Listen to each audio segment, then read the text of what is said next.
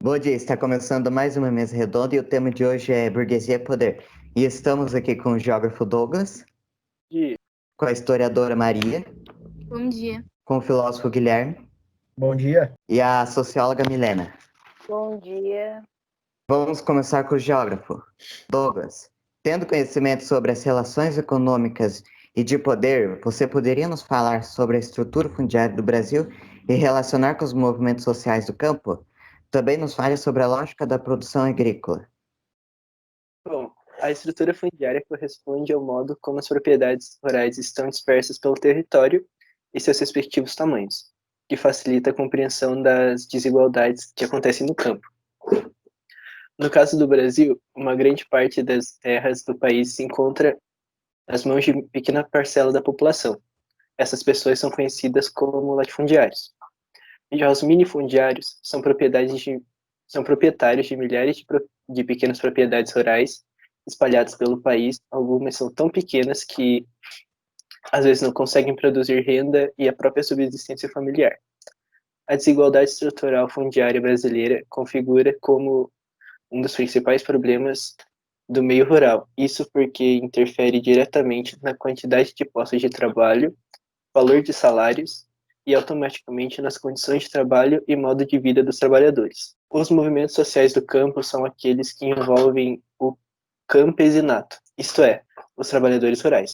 Entre suas principais bandeiras de luta estão a reforma agrária, a melhoria das condições de trabalho e o combate ao processo de substituição do homem pela máquina no meio agropecuário. A produção agrícola tem adotado padrões mundiais, orientada por uma lógica produtivista por meio da produção em larga escala. Busca constantemente a melhora do desempenho, aproveitamento da terra e maximização dos lucros.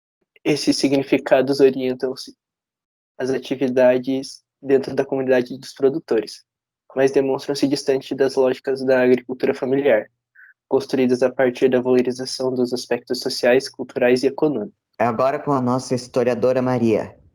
Tendo conhecimento sobre burguesia e poder, como a burguesia que detinha o poder econômico realizou os movimentos em busca de adquirir também o poder político?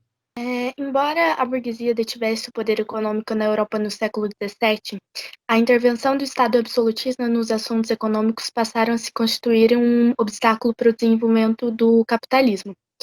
A burguesia passa a defender a liberdade comercial e a criticar o absolutismo. Ao longo do século XVII e XVIII, eclodiram revoluções como as revoluções inglesas e a Revolução Francesa, que mostravam a existência de um grande conflito de interesse entre os burgueses e a monarquia.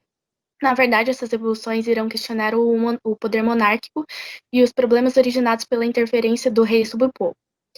As transformações econômicas, políticas e sociais do século XVII e os princípios do século XVIII se manifestaram no plano filosófico, no movimento de crítica ao antigo regime, o Estado absolutista e o mercantilismo. Esse movimento é denominado Iluminismo. As ideias de liberdade, igualdade e fraternidade dos pensadores iluministas serão também de grande valia para as revoluções francesas.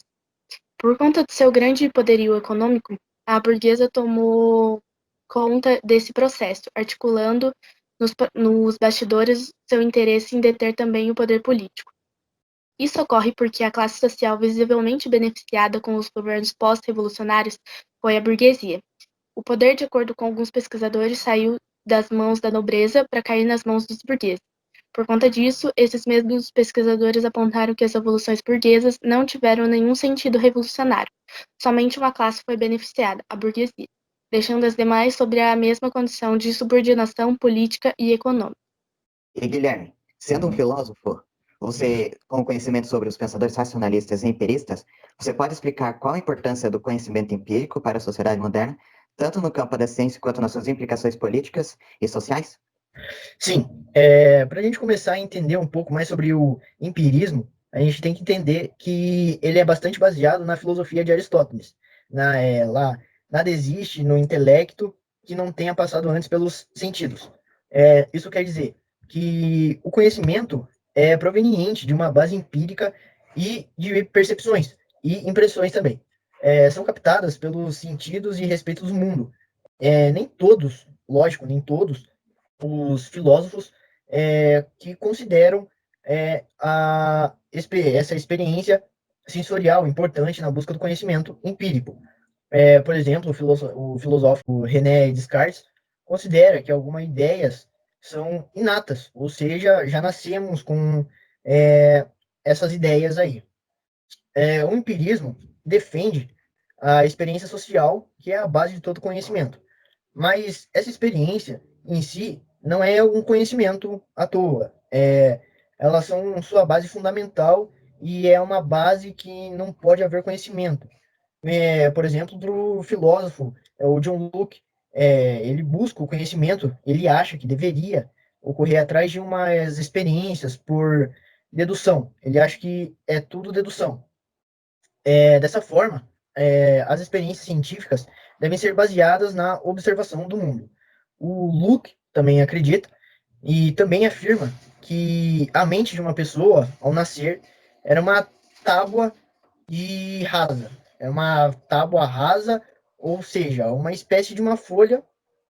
E as experiências que essas pessoas para pela vida as experiências que vão formando os seus conhecimentos e sua personalidade. E por último, a nossa socióloga Milena.